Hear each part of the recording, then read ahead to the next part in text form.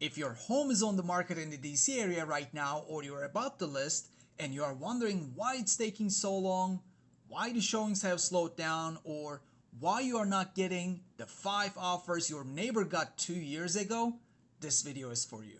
Because in most cases, it's not your house. It's what's happening in our market right now. And once you understand it, you can actually do something about it. Let's break it down. First, let me prove it's not just you. As of early 2026, active listings across the Washington, D.C. area are up roughly 18% year over year according to Bright MLS data. In the district itself, months of supply climbed to nearly 4 months, the lowest it's been in years. And at the same time, closed sales fell more than 10%. Now think about what that combination means for you as a seller. More homes on the market, fewer homes actually selling. Every buyer who walks through your door is also touring 5 or 6 other homes and comparing yours to every single one of them. That's exactly why days on market have crept up across so many of our submarkets. More supply, less demand, longer timelines. It's that simple. But the market isn't uniform, and this part matters.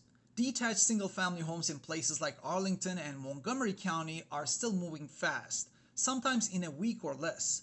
Condos, especially in DC proper, are a completely different story. Condo inventory is up close to 18% and months of supply stretched past 4 months. So if you are selling a condo in the district right now, you are in the most buyer-friendly segment of the entire region. It's not a knock on your unit, it's just where the leverage sits today, and it explains why your timeline looks nothing like your friend who sold a single-family home in Arlington. Here's the part most sellers never hear. The buyers didn't disappear, they are renting on purpose. And there are 3 real reasons why. Reason 1, the affordability math still doesn't favor buying for a lot of people. Even with mortgage rates easing back toward the 6% range this year, the total monthly cost of owning is still meaningfully higher than renting in a lot of neighborhoods. Some local comparisons show typical rent around $2,400 a month versus a purchase payment north of $3,400 before you even add insurance and maintenance. When the gap is that wide, renting looks like the financially disciplined choice, not the consolation prize. Every renter making that calculation is one less buyer competing for your home. Reason 2, and this one is uniquely DC, federal workforce uncertainty.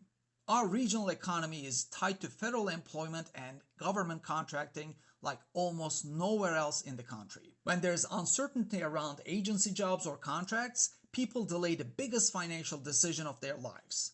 That's been called out repeatedly as one of the main forces cooling demand in DC compared to the surrounding suburbs. And reason 3, a lot of renters are playing the long game. National research shows more people across age groups renting intentionally, investing the difference between rent and a mortgage payment instead of tying up cash in a down payment. They haven't given up on buying, they have just decided now isn't their moment. Put those 3 together, cautious math, local job uncertainty, and a wave of intentional renters. And that's the real answer to why your home is sitting. More listings, fewer buyers moving fast. What do? Because here's the thing.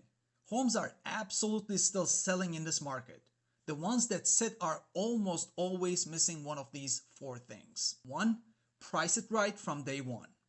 Overpricing in a market with rising inventory is the fastest way to sit for 40 plus days and end up chasing the market down instead of leading it. Buyers have options and they are comparing your home to everything else out there, including fresh listings that hit at sharper numbers. The right price on day one beats 3 price cuts later, every single time.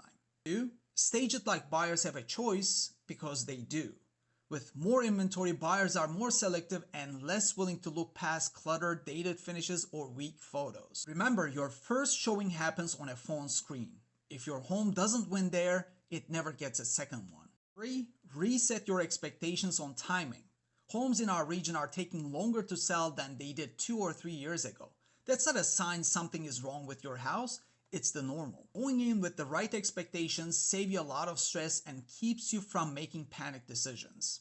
And 4, be willing to negotiate. The buyers who are still active in this market are serious, but they know they have leverage, especially in the condo space or anywhere inventory is elevated. Sellers who hold rigid on price, repairs, or closing costs are usually the ones who sit the longest. A little flexibility often gets you to the closing table faster and nets you more in the end. Bottom line, if your home is taking longer to sell, it's probably not your house. It's a market with more inventory, fewer active buyers, and a lot of would-be buyers choosing to rent while they wait. That gives buyers leverage, but it doesn't mean your home won't sell. It means it has to be priced right, presented well, and marketed by someone who understands exactly how this market is behaving right now. If you are selling in the DC metro area or your listing has been sitting and you want an honest read on why, drop a comment or send me a message. I'll walk you through exactly what your home is worth in today's market, not last year's. Take care.